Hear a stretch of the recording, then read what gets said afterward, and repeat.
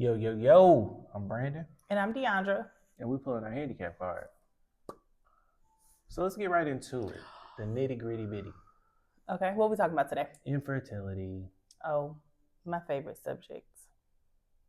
So how did we come about this? How did this journey start? Trigger warning. We will be discussing various details of infertility in our journey. We know that this is a sensitive topic. So if this is something that may trigger you, this is your 30 seconds to click off. If you cannot handle hearing what we have going on, then I'm so sorry. Grab your tissue. I'm going to try not to cry, but I probably will. So let's jump right into it for those who are interested. Honestly, like any normal couple, I think. You want to talk? Can I go first? Sure, yeah, please do. Okay, so no, I don't want to go first. I didn't mean to cut you off. Nah, babe, good. I think what started this infertility question for me was I went and I got some pain injections with my doctor. And as I was laying there on the bed, I said, "Hey, I got your undivided attention. I got your nurse here. I love your nurse. Like, hey, let's have some real spina bifida talk." And I said, "Can I ask you something? I know you probably can't tell me the right answer, but let me ask you something." And she said, "Well, why would you ask me if I can't tell you the real answer?" And I said, "Well, I want to know, so answer it." And she was basically like, "All right, well, ask." I said, "Have you ever seen a male with spina bifida, because you're a spina bifida clinic, have infertility issues or have kids?" And she just dropped her head and she was just like, "I haven't seen it, Brandon."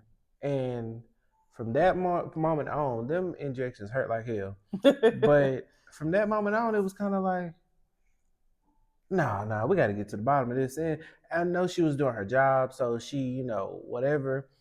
But I didn't want to hound her about it because, I mean, she kind of gave me the alley hoop, so it's kind of like, whatever. So that pushed me to want to get myself checked out. Thank you. I'm sorry. Oh, you're fine. You So remember that? I do, Okay. I do. And you know what, y'all? I am so thankful for a husband who is inquisitive, who cares about his health, who pays attention to details, who's so invested in his community, because we probably wouldn't be where we are today on this journey, which is a good thing. Let me just phrase, it is a good thing that we identified these things early, because neither one of us necessarily wanted to have kids anytime soon. We wanted to be millionaires before we even thought about having children. So I'm so thankful that he was so invested into his community that he had met some people, older guys, and he just started putting the links together. And he's like, okay, so this one doesn't have children. This one never had children, and he's like, wait a minute, is there a link between infertility and males with spina bifida? And he's like, whatever. So that's kind of how he brought that conversation to his doctor, which I appreciated. And y'all, I'm not going to lie. Me and Brendan have two different approaches when it comes to a lot of things. He lives in this body. He has lived through the diagnosis and all of the things. He will tell anybody, when I go to the doctor, I expect bad news. Yeah. I'm very emotional. I wear my heart on my sleeve, and I am still learning how to adjust to this process. And so when he had that conversation with his doctor, I don't think I was with you that time, was I? No, I was headed to Mississippi with my best friend. True. I was not with him. He was like, and we're not going to say any names because we love his doctor. But, he's like, I had the conversation. Here's what she said. Here's how she responded. And he's like, I mean, it is what it is. I kind of expected it. I was livid. I was pissed. And as we talk about this journey, you will see I have really big emotions about it. And Brandon's, for the most part, cool, calm, and collected. But I was pissed because we have a really good relationship with this doctor. I met her when we were still dating. I don't think Brandon had really involved any of his past relationships in his medical stuff with his doctors or anything. Or maybe you had, but no, not so, seriously. Not seriously. I mean, somebody has came to visit with me, but she wasn't even my girlfriend, though. No. Anyways, so at the end of the day, I just felt like we had such a close relationship with his doctor. We invited her to our wedding. She has our cell phone number. We have her cell phone number. And at this point, we were married. So even if it was like, well, y'all seem to be serious, but I'm not sure. No, baby, at this point, we are married, and have been married for over a year. And I guess I was just crushed that she had not taken the initiative to have conversations with us about, do you guys want children? And I know she knew we wanted children because we were fostering, and we would always talk about, and if you see this, I love you. I promise I do, but this is just how I feel. But we talked to her about wanting our own children, and the foster was cool, but we want our own. So I did not understand why she had not brought up the conversation. I thought it was very irresponsible of her to not say, hey, you guys maybe should look into this, or hey, research shows this or that. So I was livid. That's all I got to say about that. Yeah. So I went and got some tests, and they were like, "Hey, here's your sperm count, but you're probably gonna need some assistance because whatever." But I don't know the root of why. I guess I'm still in the process of trying to figure that out. But yeah, I mean, so we still have sperm there, so we can do what we need to do, IVF or IUI or however it needs to go. But yeah, it was definitely something that shook up our world for a second, or shook up our world because Yeah. I'm used to this at this point, and it's so sad. It's so sad that I'm just numb to it. Like I'm numb to the feeling. But I mean, let me go backstory. So I think the first time I got my heart crushed is my mom was really excited. She was watching Oprah, and Oprah had this thing that it hooked up to your legs and it shocked all the nerves. And not Oprah. Oprah didn't have it. Sorry. Oprah had a guest on her show that had it. And it shocked all the nerves, and it made the nerves just jump. So, and that's part of spinal bifida, nerve damage. So they were so sure that this was gonna work. So my mom books an appointment. We fly down to Birmingham. We listen to our blues. We jam it out. We get there. The man look at me and he's like, "No, but it ain't gonna work." But you're a kid, so I'm not gonna kill your self-esteem. I'm not gonna kill your pride. So I'm gonna hook it up to you. And he hooks the machine up to me, and there's nothing. He's like, "This is on the highest that it'll go. Wow. Like, we can't even make your nerves. I mean, it's not even making your nerves jump."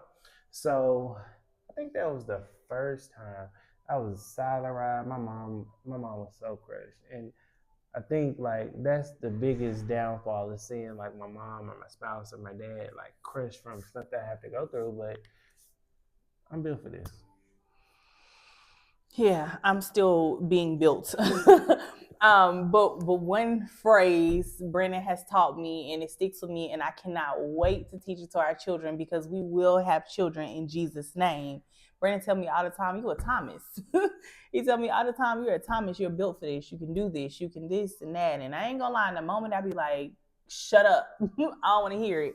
But yeah. So that's kind of what started the journey. How far into the journey do you want to go? Because we're still actively on the journey for those who are wondering. We only have 8 minutes, so I mean, whatever you want to do, Big Mama. So I kind of want to talk about our trip to UAB. Go for it. So once we finished talking to his spinal bifida specialist, or he finished talking to his spinal bifida specialist, she did go ahead and refer us out to an infertility specialist on the team at UAB. And so we were full steam ahead. Mind you, this was during the time we had come home from Alaska. We've only got 2 months before we have to make a decision if we're going to Virginia, Texas, or staying home. So with us going through this treatment in Birmingham, I'm kind of leaning towards, well, we need to stay home so we can be close to our doctor or whatever. So anyways, we go down to Birmingham. That's when he does his collection. They kind of let us know, hey, you're going to need some assistance. Cool. I'm on a high. Now I'm just basically like, let's get it. Like, let's go ahead. We weren't planning to have a child right now, but let's put this baby in me ASAP. Okay. So meet with the doctor.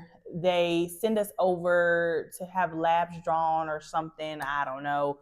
Y'all, it was so dramatic. We're sitting in the waiting room, and this lady is just like belting some gospel song. I can't remember what it was, but I'm just like boohoo crying, emotional.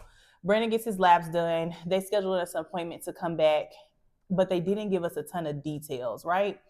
So and mind you, we're driving back and forth from Birmingham to Huntsville. So we drive back for our appointment. We get there and they're like, hey, we need you to give a sample. And Brandon's like, I've already done that. Like, that's not what we're here for. Now, did you know what we were there for? I feel like it was kind of like up in the air. We weren't really sure.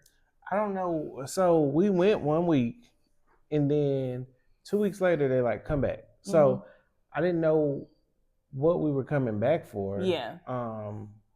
But yeah, we went back. Yeah, we were just thinking it's the next step in the process. I thought that we were going to be talking to the doctor. I don't know. It just wasn't clear. There was not good communication. So, on their schedule, they're saying that he needs to give a sample. We're like, no, we've already done that. And so they take us to another office and the lady sits down with us. And so I'm thinking we're having a consultation for her to talk us through our options and next steps and whatever. But basically, she was just basically like, hey, you are here to bank. For those of you who don't know what that means, it's basically where they take that sample and they store it so that we can choose our options, IVF, IUI, whatever. And so we're like, oh, okay, well, cool. That's the next step. Like, we're kind of excited because it's like, oh my gosh, this is really happening. But as she's going through the procedure and like the prerequisites of the procedure, one of the things was that you could not have had sex in the last like 72 to 48 hours. Sorry. Nobody told us that. That's probably something they should have let us know. Needless to say, we were unable to bank. So I was kind of livid again because there was no proper communication. We've driven to Birmingham, and for what? So I'm basically like, well, we're here now, so what are we going to do? There was nothing that could be done. So again, I'm livid, I'm emotional, and I'm just kind of like, WTF. So I think at that point, I was so emotional that we decided to just kind of pause. I don't know if we really discussed pausing or what. I just remember being so emotional that I just think maybe we just didn't really talk about going, because I was kind of fed up with those doctors. I felt like their communication sucked. I felt like they weren't taking it serious. And I was just kind of like, I don't know if I want to work with these doctors. I'm still on the verge of like, hey, this is fine to Yeah, I went through a lot of processing during this process. So I really think that I do think though that we didn't really do anything else at that point. No, we moved on to Virginia. Yeah, so that was kind of like the first step into our infertility journey, and it was obviously not the most, I don't want to say, yeah, it wasn't a great experience to say the least. Yeah. Well, that's part one. Now we're finna go cry in our beds. Talk to y'all tomorrow. Peace.